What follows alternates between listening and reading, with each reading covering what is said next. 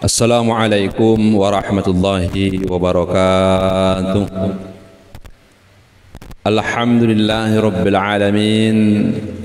Wahdahu wassalatu wassalamu ala asrafil anbiya'i wal mursalin wa ala alihi wa ashabi rasulillahi ajma'in. Amma ba'd. Para bapak ibu jamaah salat zuhur yang dirahmati Allah Subhanahu wa taala. Mari kita semua bersyukur kepada Allah Subhanahu wa taala atas segala limpahan rahmat, hidayah dan nikmat yang telah diberikan kepada kita semua. Alhamdulillah, sebagai wujud syukur kita kepada Allah, yaitu adalah kita melaksanakan nanti sholat zuhur secara berjamaah. Kemudian salawat dan salam kunjungan Nabi kita Nabi Muhammad sallallahu alaihi wasallam. Allahumma salli ala Sayyidina Muhammad wa ala ali Sayyidina Muhammad, yang sama-sama sangat kita harapkan nanti syafaatnya di hari kemudian. Bapak ibu jamaah salat zuhur yang dirahmati Allah Subhanahu wa taala. Suatu ketika Nabi kita Nabi Muhammad sallallahu alaihi wasallam sedang duduk bersama dengan sahabat-sahabat yang lainnya di masjid.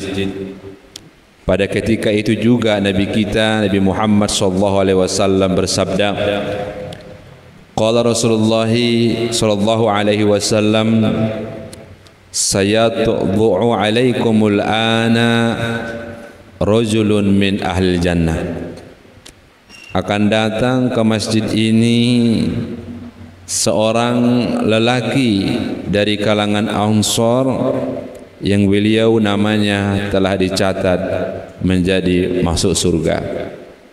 Maka sahabat menoleh ke kanan dan menoleh ke kiri mencari siapa lelaki yang dimaksud oleh Rasulullah sallallahu alaihi wasallam tersebut.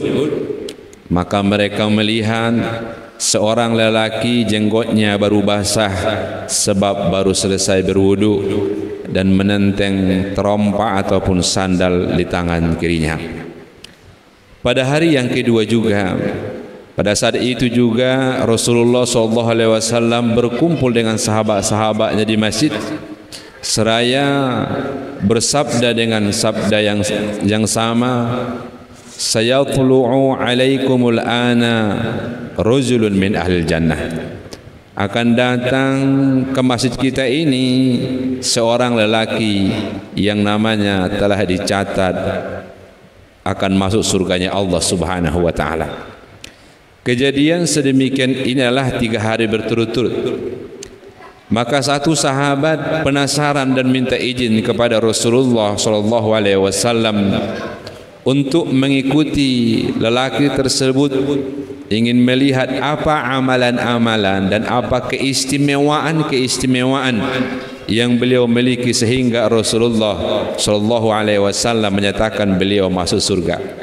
Maka beliau minta izin kepada Rasulullah dan ikut dengan salah satu sahabat tersebut. Pada hari yang pertama, pada malam yang pertama, beliau tidak mendapatkan keistimewaan ibadah daripada seorang lelaki yang telah ditetapkan Rasulullah masuk surga tersebut. Dia lihat jamaah 5 waktunya seperti biasa. Solat tahajudnya tidak lebih banyak rakaatnya dibanding dengan sahabat yang lain. Zikirnya tidak lebih lama dibanding dengan sahabat yang lain. Begitu juga amalan-amalan yang lainnya.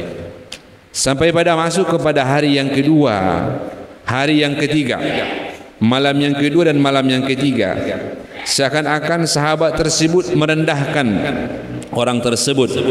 Apa amalan sahabat tersebut sehingga Rasulullah sallallahu alaihi wasallam menyatakan beliau namanya telah ditulis untuk masuk surganya Allah Subhanahu wa taala.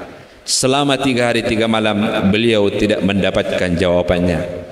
Maka beliau mengadu kepada Rasulullah SAW, ya Rasulullah, saya tidak mendapatkan jawaban daripada keistimewaan ibadah sahabat yang telah engkau tetapkan masuk surganya Allah Subhanahu wa taala.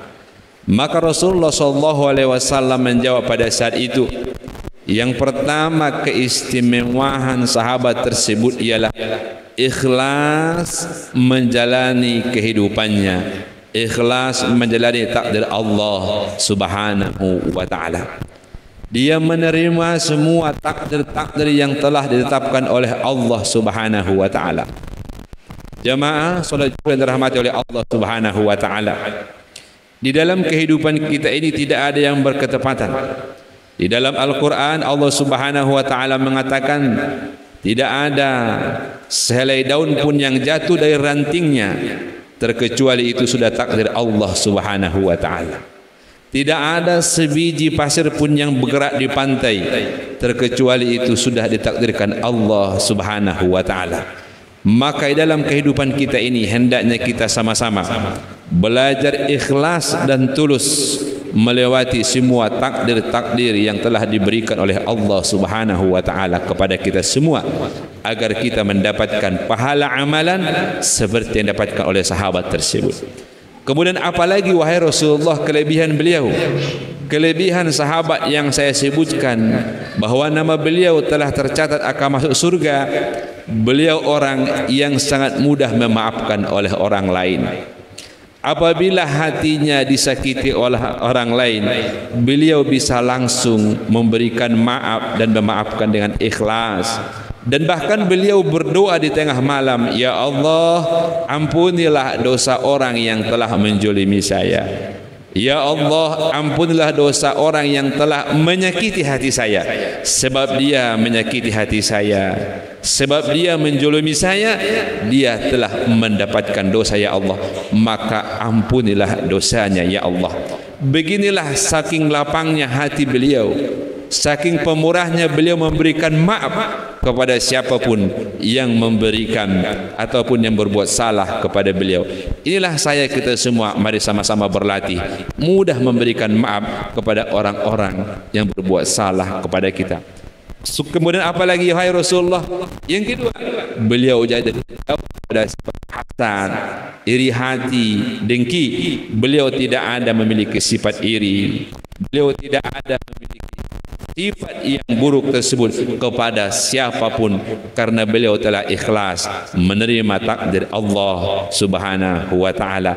Inilah ciri-ciri daripada salah satu yang disebutkan oleh Rasulullah daripada ahli surga tersebut.